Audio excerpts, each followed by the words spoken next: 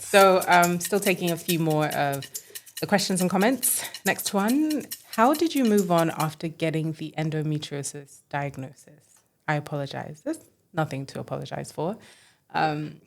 I don't think you just kind of like move on for something like that. You grow, you learn, and you evolve. The best way that, yeah, that's a good word for it. I evolved. It was a very intense season of my life. For those of you who don't know, I was diagnosed with stage 3 endometriosis in 2020 and had to have emergency surgery. And this is following about 17 to 19 years of excruciating pain that I had with my periods that I could not explain. From the age of 12, I had debilitating pain. I couldn't go to school. Friendships were difficult, relationships were difficult, trying to get people to understand what I was going through and that I wasn't lying and I wasn't overreacting. Sometimes I couldn't walk out of bed. I couldn't stand up straight. I would pass out. And it was a mental, emotional, and physical toil over my body for all of those years. And I didn't know what was happening. So I ended up having a torsion cyst, which required emergency surgery. And that happened the day after the NSARS unfortunate massacre and movement. And I came out of surgery being told that they found endometriosis, which is essentially a gynecological condition whereby adhesions grow in different areas of the body. And it's not just a reproductive health issue. You can find these adhesions in the brain, lymph nodes, in the lungs, in other organs. And the more they grow, essentially what happens is that you're having a inflammation and bleeding in those areas. And the further down you go in the stages, they can shut your body and organs down, and it's a significant issue. And so that has been something very important to me that I advocate for, especially with education on period poverty, understanding the body, reproductive health, and helping young women to advocate for themselves.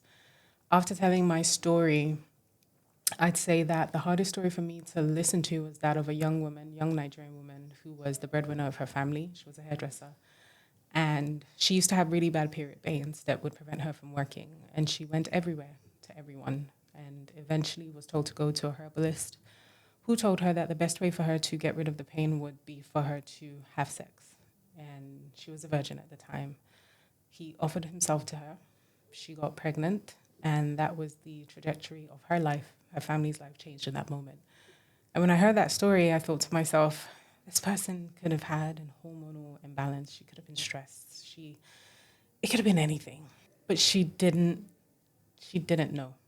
And she didn't know how to advocate for herself in that moment. And unfortunately, she was taken advantage of. So that is where the birth of my advocacy work started. And the short film that we have recently just finished shooting called Blood. It's a psychological thriller that sheds light on the horrors of women's reproductive health. And that project was in the works for 3 years, raising money for an impact project so that we can go ahead and use it as a vehicle to trigger education and workshops for young girls. And I'm really happy that we've done it. We had amazing partners, and I can't wait for you guys to see it. So I don't know if I've actually answered a question or if I've gone on a tangent, but as per evolving, it took a lot of education. It took a lot of spirituality. I'm a person of faith. I'm a believer. And I had a great tribe and family and people who strengthened me and supported me in the spirit and physically. And amazing doctors, amazing Nigerian doctors. And, these were people who really came and did their best for me. So, yeah, that's the best way that I evolved. I miss seeing you on short hair. Me too. I had low cut for 7 to 10 years. Why did I do it? So I started modeling when I was 16, and then I wanted to make myself look like really distinct. So I decided to shave my hair off. And I felt like some people thought I did it just to be a bit of a rebel. But no, it was just to set myself apart in the modeling world. And it was affordable. Like, I would just go to the barber every now and then. And I was not buying weave on and stuff. So, yeah, I miss it too. Sometimes when I go to the salon, I have to just hold myself from the burning desire to shave it all off. But, yeah, I love my natural hair, which I'm not rocking today. But, this little pixie thing, it works for me, right? Yeah, I think it's A1. I love how graceful you are. Thank you. Am I graceful all the time? I'm graceful, let's say 80% of the time, you know, when I'm not having to deal with stress or stressful people. Another person said, I don't think you enjoy being famous. You are extremely observant. I don't particularly enjoy the noise of fame, the noise of showbiz, especially with social media and just how it operates and everyone's able to operate in it. And it seems like the louder you are, the more dramatic and chaotic you are, the more attention and all of that is driven your way versus just pure talent. So you're right. There are certain things about my line of work that I don't particularly enjoy. I'm more than happy to do my work, produce great work that lasts for years that people remember and talk about and, hop in and out. You know how Daniel Day-Lewis does it? Like, that's the vibe. That's the vibe. Hope you're doing great.